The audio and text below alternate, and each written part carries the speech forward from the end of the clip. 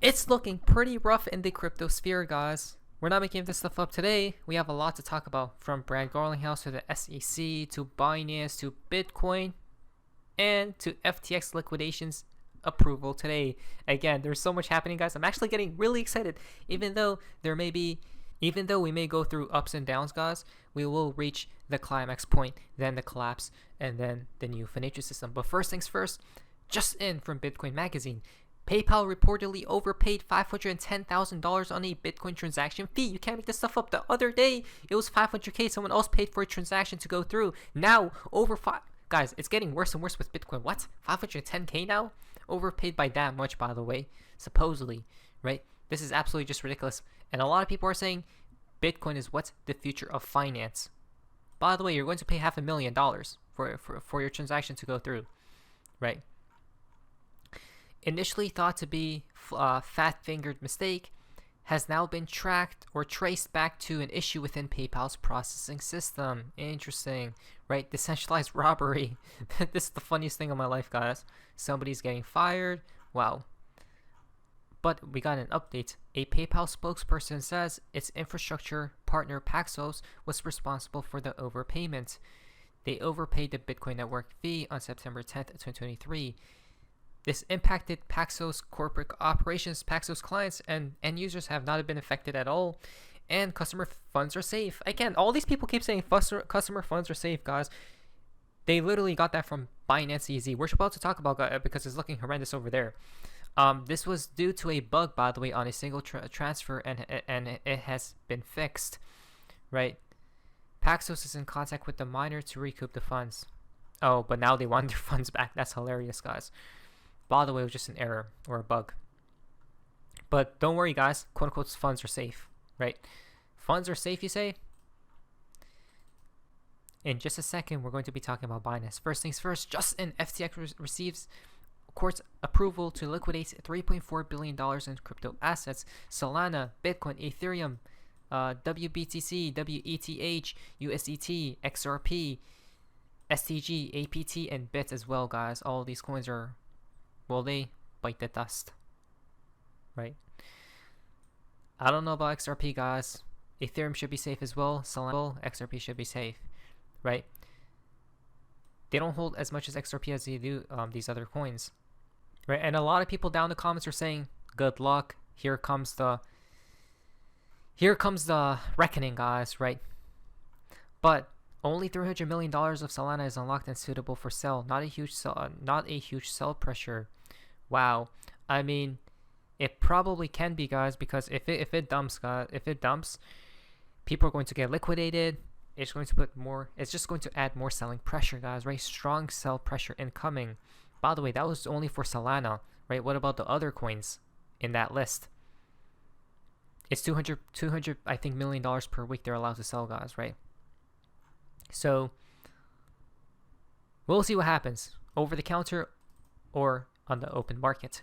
But remember, why is that news? Why are they getting approval right now, though? Think about it. Just please think, guys. The timing, could it be impeccable or merely just a coincidence or not a coincidence? Because from March grew, Justin, Binance US CEO resigns. You can't make this stuff up. Binance, your time is incoming. These are the warning signs. These are the warning sirens, guys. Signals. Remember, not financial advice. You guys can hold your cryptocurrencies on Binance, or in Binance, but you would rather be, or in my opinion, I would rather be safe than sorry, guys, right? It doesn't even take that long to withdraw your coins to a wallet you trust. I'm not going to recommend a wallet, even though I do have a Ledger filling down here, but a wallet you trust, guys. Whichever wallet you trust in the cryptosphere, you should probably withdraw to that wallet, right? So obviously we know CZ is going to tweet out 4, right? Most definitely, because things are looking really bad, guys. He just thinks this is all FUD, but is it truly? Because pretty soon the only employee at Binance will be CZ and his army of wash trading bots. $10 says most of these departures are becoming witnesses. Wait a minute. July 6th, Senior Director of Global Investigations and Intelligence at Binance announces his resignation. Steve Milton, Global Vice President of Marketing and Communications at Binance, announces his leave. General Counsel of Binance announces his resignation. Chief Strategy Officer of Binance announces his resignation. July 6, July 6, July 6, July 6, July 6, July 7th. Senior Vice President for Compliance at Binance announces his resignation. August 31st. Head of Asia Pacific at Binance announces his resignation. September 4th. Product Lead at Binance announces his leave. At September 6th, announces his resignation. Another person announces, Vladimir announces his departure. Helen Hai announces her resignation, guys. The list of key executives to leave Binance in 2023. Can't make that stuff up. So you told me, guys, even though we could create a speculation on why this may be happening, the obvious reason is they know something that the public doesn't know about Binance, but we in the inner community obviously know something shady is taking place with Binance, guys, right? Especially when all these people are leaving. Why though? Just tell me why. They're all executives, guys. If this doesn't tell us something, then I don't know what will. Because live view of Binance USA CEO leaving Binance with over 8 dozen other executives. I don't know about you, but fraudulent tether exchanges that knowingly launder money for those types of organizations are bad for your career. Exactly. So let's read on why he left, guys. Binance US CEO steps down amidst second round of layoffs. Right? Again, this is the CEO, by the way, of Binance US. Brian Schroeder, who served as the CEO of Binance US, has reportedly departed from the exchange. This development coincides with a series of high-ranking executives leaving the company earlier this year, right? And then we go down here, so someone else will take his place, it seems as. Alongside his the CEO departure, Binance US is undergoing another round of layoffs, right? Interesting. While people are laying off employees, Ripple is hiring, guys. That's the difference. You guys see the difference between Ripple and all these other crypto companies? Think about it just for a second. Not financial advice, but just make a few dots here, guys. This will result in the elimination of more than 100 positions, which accounts for 1/3 of its workforce. Elaborating on the same, a spokesperson said, "The actions we are taking today provide Binance US with more than 7 years of financial runway and enable us to continue to serve our customers while we operate as a crypto-only exchange." This is hilarious, but they're laying off their employees, by the way. Over here we got Binance US versus regulators. As you guys can see, there's a fight going on, right? Quote, "The SEC's aggressive attempt to cripple our industry and the resulting impacts on our business have real-world consequences for American jobs and innovation. This is an unfortunate example of that," end quote. I think this was from Binance, guys. A spokesperson stated that. Now, do you guys believe the SEC is bad, or the good people? Is the bad guys or the good guys? Okay. In my humble opinion, I believe they're the good guys. They're the good guys. Do you guys want to know why? Is because they're going after frauds, guys, right? They're going after scams. Even though they aren't targeting everything as we speak right now, they will at one point in time, guys, right? The only reason I don't like the SEC as much is because they went after Ripple and XRP. Even though back then there were so many other fraudulent things happening in the crypto industry. Look at this right here. Justin, SEC Chair Gary Gensler says crypto is full of fraud, abuse, and misconduct. He isn't lying, guys. Is he lying? Yes or no? No, guys, he isn't lying. Look at the past and look how many people got scammed, right? Nothing ever happened. It's the craziest thing. And help protect Americans from the crypto abuses that cost consumers billions. If they were to live up to the investor protection built into their current laws, it would help investors. But right now, unfortunately, there's significant non-compliance, and it's a field which is rife with fraud, abuse, and misconduct. And help protect Americans from... Of course it is, guys, right? So how can we imagine Gary to be the bad person here when he's calling out the frauds, the scams of this industry? Even though he's going, maybe perhaps the reason why people don't like him as much is because he's going about it the wrong way, right? Enforcement action and such things like that, guys. But at least he's not wrong. Exactly, right? Oh wow, the comments here are actually supporting us.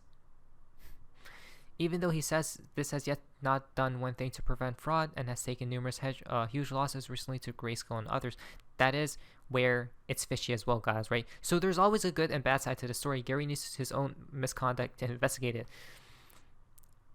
I don't know. It seems like a contradiction here. Why? Because CoinX hacked. CoinX Global has been hacked and multiple wallets have been hit. You can't make this stuff up. What? $53 million has gone so far with all these coins, right? If you have any funds on this exchange, get out ASAP, guys. Again, another one bites the dust. You can't make this stuff up. Quote unquote hacked. When there's hacks, it's all an inside job. This is why we're not getting a spot Bitcoin ETF, right? Because tether fraud has been preventing the industry to get a Bitcoin spot ETF, right? Because there's these different frauds such as Binance. So if we do get a spot Bitcoin ETF here soon, Gary doesn't care about you. But if we don't, he probably does, because he wants to first handle and tackle the fishiness of the space. But I believe regulations will be set in place. Not yet. It'll be during the collapse, not financial waste. Not Tiger Global tweeted out, when Binance goes, it will leave a really bad, ugly, long-lasting black eye on crypto. FTX was the warm-up. Exactly. This is why I don't believe it could happen right now, guys. Because if it does happen right now, it's going to be game over, isn't it, guys? Because all the volume, all our transactions, I'm guessing they're all wash trading, guys, right? Just propping up everything on Binance. It's I think the top crypto exchange in the crypto sphere, right? It's Binance. So if they do make it implode right now, everything will literally just quote unquote die. Tether is worse though. We'll have to wait and see. New SEC chair, we are reviewing the Grayscale ruling and Bitcoin spot ETF filings. Approval soon. I told you guys, we'll see. I believe they're going to approve it when Jerome Powell gives them the green light, right? Or when somebody gives them the green light, guys. Because if Jerome Powell, we're going to be making another video here soon about the macroeconomic situation, and Jerome Powell, there seems to be another rate hike incoming, maybe not this month, but in a few months from now. Last but not least, from Bloomberg Crypto, it ties in with Brad Garlinghouse. Ripple CEO Brad Garlinghouse says over 80% of hiring this year will be outside the United States, where the crypto payments company is embroiled in a long-running legal dispute with the SEC. Check this out. Your native token XRP, the SEC had said that it was going against the securities law. The US court ruled in your favor. The SEC has now indicated that it could end up appealing that decision. So what was your reaction when that news came through? Well, on one hand, it's frustrating. You have a government that has unlimited resources to keep fighting a fight they've already lost, but there's no recourse. And so, for Ripple, we've obviously spent well over $100 million already defending this case. We are very optimistic. The judge has already said very clearly XRP is not a security. What they have asked permission from the courts to appeal isn't actually whether or not XRP is a security. That is still clear. It's more nuanced about whether or not in certain circumstances, if there's a transaction, there'd be an investment contract. So I don't know what the court will rule about whether or not they're even allowed to appeal right now.